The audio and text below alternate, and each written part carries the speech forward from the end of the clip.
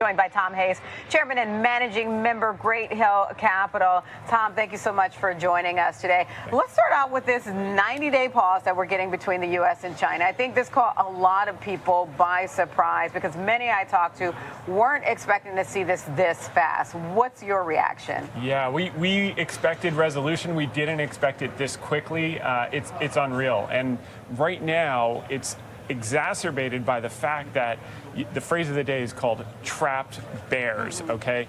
We had record selling by hedge funds and CTAs at the absolute low in early April. So now the market's come so far so fast, even before today, and they were praying for a retest of the lows that never came. So now they've got to buy up. They're forced buyers. They're forced covering. So this could probably get some continuation, some follow through for the next few days because so many people are structurally off sides. So what are you expecting now? Because yes, you made the point about trapped bears before we had any deal on the table between the U.S. and China, and all we had on the table was the framework of a deal between the U.S. and UK. So you call them the trapped bears. How do you see this forced buyer dynamic playing out? Well, they got to catch up. And what's interesting is who's been buying from these trap bears.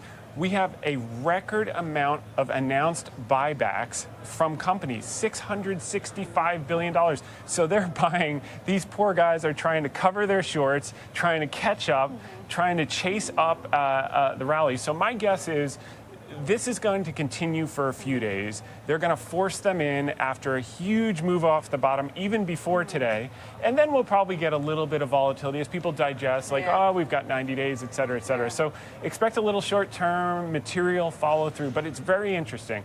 On April 7th or April 8th, Trump went out on Truth or Twitter or whatever, social media platforms, and he said, now's the time to buy stocks. And no one believed him. And the next day, the market went up. Last week, he did the exact same thing when people were getting pessimistic before the UK deal. And he said, America is going to boom.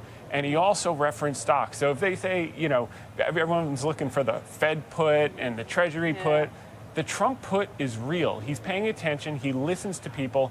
And why we were optimistic and why we were positioned for this, not to happen so soon, but positioned for this to happen eventually, is because he's shown, and the administration has shown, flexibility and rationality throughout this process. He genuinely does want to negotiate better deals. And if you remember the first term, the people with assets like me that manage money, we did okay. It was a good 4 years.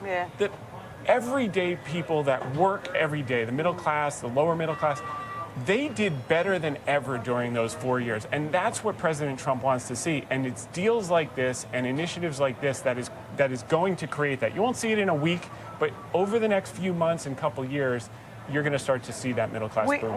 We have seen more flexibility come to pass than we initially saw at the beginning of April. But I do wonder if some of that is because of the leadership shift that we saw with essentially the Treasury Secretary with Bessent leading versus Navarro. They did put Navarro in the closet for a few weeks, which was, you know, a welcome reprieve by yours included.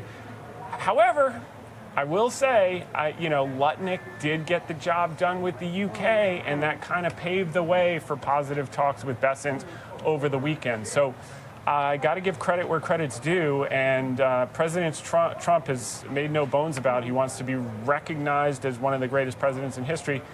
If stuff like this continues to happen, and him cleaning up messes that have been going on for decades, I'm not blaming any one administration, Republican administrations, Democratic administrations, neglected to do this. If he cleans this up, he's got a shot at his goal for sure. Okay, and let's talk about, you mentioned the buybacks at record levels. So how important is that in terms of driving momentum? Well, there's no question. You've got CTAs and hedge funds covering, now chasing up, now $665 billion of buyback announcements. Oh, and by the way, earnings, in the face of all of this uncertainty and craziness, earnings came in much better than expected. 13.4% earnings growth versus 6% estimates. And the forward guidance hasn't come down that much for 2020. Some of them have, and then some haven't even given guidance. Yeah, fair. But listen, let's look at S&P earnings for 2025. Came down to, basically from 270 to 265, about 3.5% since the beginning of the year. That's pretty material. However, 2026, back-end loaded, still $300 a share of earnings, which implies we're trading at about 18.5 times compared to the 10-year average of 18.3. Okay. There's still things to do. And then, so speaking of things to do, I know you have some picks. You like Disney. Tell us about your thesis there, and if you still like it. Yeah, it's interesting. We were pounding the table publicly for Disney. It got down to like 85, and then after we went out, buy it at 85, I think it went to like 83 or 81, of course. Yeah. And now it's at 108. We think over the next 2 years, this is a $200 stock. They're hitting on all cylinders, whether it's the parks, whether it's the cruise experience, whether it's the consumer products. And they just guided. They said, we're going to do $17 billion of cash from operations this year. That shit, and by the way, 180 million subscribers. They're second to Netflix. They added 2.5 million. They're going to do this ESPN. Their sports business is through the roof. So we continue to like it, despite the fact it's moved up so much in the last few weeks. And the Abu Dhabi. Yeah, that doesn't hurt either. Yeah. And what else is on your list? Here's one that no one's going to want to buy. Albemarle. Okay, this is okay. Tell me about this one. Yeah, you know me. I'm early, and people you like. You do no. like. There are sometimes some picks on your list. I'm like, huh? And then a year later, we sit down. And you're like, oh, that was pretty good. Yeah. All right. So Albemarle, #1 lithium producer, also lowest cost lithium producer. Lithium prices are in the garbage. Why? Because everyone says EVs are out of favor. Blah blah blah.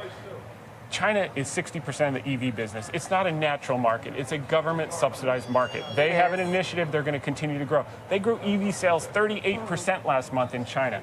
So what's going to happen? As one of the biggest producers, you just wait it out. Lithium prices are very cyclical. Every few years, they go up and down. We're at the trough right now. They've got $3.1 billion of liquidity to sit it out. All the small players will go out of business. That shrinks supply. Demand continues to go up. And energy storage is a big thing. Overall demand from 1.2 million metric tons right now to 3.2 in the next 5 years. Albemarle, we talk about Disney going up to 200. Albemarle could be a triple over the next 3 to 5 years. Really? Okay. Yes. Because we just threw up a chart, and you mentioned the trough of, I don't know if they're going to pull it back up again, but we just threw up a chart, and you mentioned the trough of lithium. The chart looks like that for Albemarle. I'm going to tell you something right now. It's at $61. We'll look at it. Yes. It's going to go, let's say, it's going to go, right after I get off the air, it'll probably go to $55. Everyone will say, that guy's an idiot. A year and a half from now, you're going to have me on, Diane, and the thing's going to be over 100, probably closer to 150. Okay, all right, you heard it here first. That's Tom Hayes, Chairman and Managing Member of Great Hill Capital. Our thanks to Tom.